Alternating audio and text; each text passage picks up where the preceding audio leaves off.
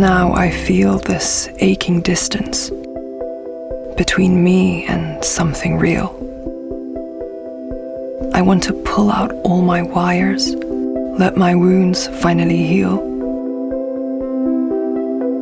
I want to break free of this labyrinth, switch off all these screens, escape this simulacrum which makes man into machine. Surrounded by distractions, are you afraid to be alone? Are you in bad company when you are on your own? Do you feel the void?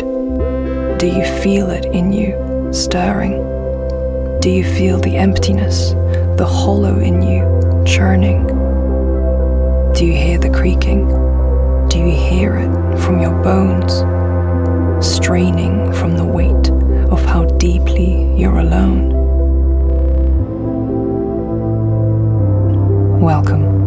Welcome to the current. You're not asked if you can swim. You've no choice but to tread water once your parents push you in. Don't you know you must compete with a billion others like you? If you stagnate, you're obsolete, and others will race past you. Embrace the current, the rushing, swelling tide. Keep swimming fast and faster till the life in you subsides. You keep waiting for tomorrow, but it will never come. Every day it's all the same, the time you can't outrun. You keep looking to the future as if that's when you'll be finally at peace and finally happy. All the lives you wish you'd lived, do you feel them slowly dying? Do you feel that it's too late for the old you to start trying? Our media, our feeder, has altered our environment. Tablets glow, illuminate, seldom with enlightenment. Now you see, the internet projects others' images on you. You have now become the screen, distortion of the true. Bow one, bow all to these contortions. Trim your life to fit a frame. Participate, like and comment. Play loyal to our game. Thoughts not need deliberation, but they're not inconsequential. Share, keep sharing, just lean in. Don't be slow or confidential. Eyeballs, clicks, and mentions feed our validation.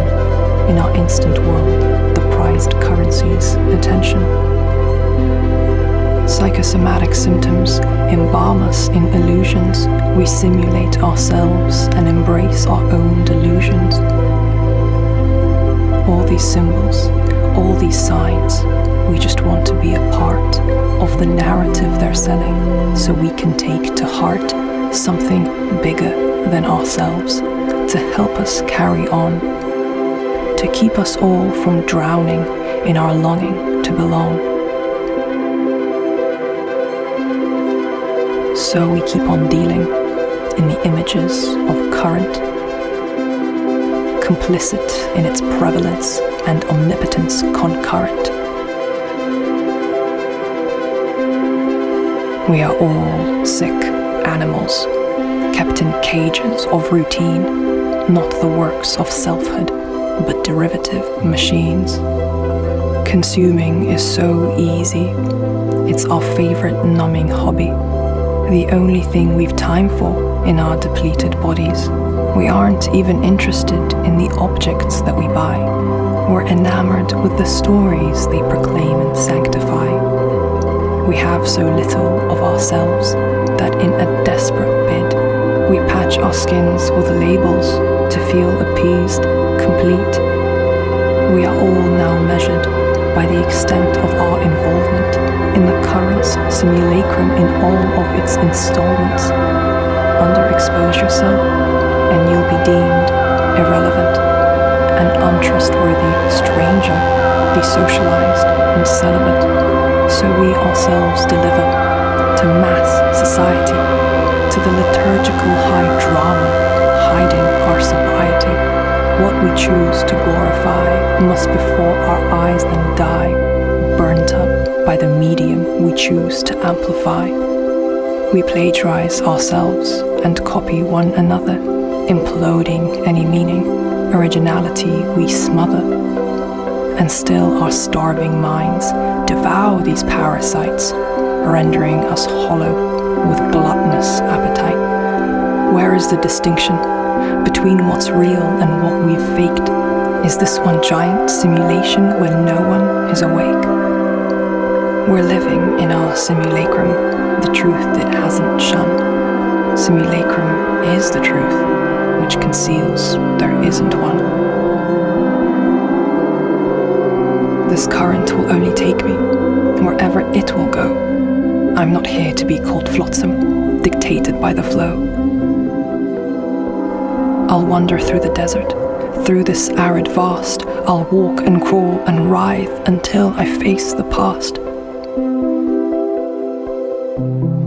Two trunkless legs of stone cast over me, a shadow, a colossus long ago, now an effigy turned hollow. Once the haloed king of kings, feared, revered and awed, now exposed as man's creation that inherited man's flaws.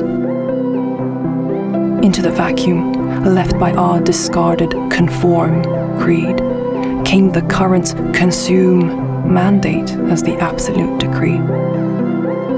Both are similar religions, just with different saints and idols. Neither speak for me, and I will not obey them either. New dread I feel inside. It's the pang of being free, without the wisdom and resources to exploit my liberty. How to cure the craving for the thing I cannot find, and the shame of not yet finding it, the universal double bind. We swung the hammer at our idols to see if they ring true. They shattered one by one, revealing no sinew. The only revelation affirmed before our eyes is when our hearts are starved so deeply we end up eating lies. One fragile body on one dying planet. I am cosmically mundane. No unearthly thing is concerned with my suffering, happiness, or pain. I will die and be forgotten. No one outlives death too long. Nothing here belongs to us. All we do is borrow bones. Knowing that this life's absurd, with no inherent meaning, is not the revelation of the end, but merely the beginning. Infinity will lose its luster. I don't want eternal life. I want the horror and the ecstasy to be here and feel alive. Life's great pleasure is pure sensation, to feel that we exist, to live each season as it passes and continue to persist, to breathe, to taste, to savor each emotion bittersweet, to realize that heaven's here in the honest dirt under our feet. It's in the wilderness where we safely hand over control, shrinking our egos to our flesh in the big and wild world. The world is full of wonderful, patiently waiting for our notice. Don't let your unfed mind devour itself, blinded and hopeless. Be still. Let the delicate silence of night envelop you in gentle frost. Be still, and you might hear the voice of beauty whispering so soft.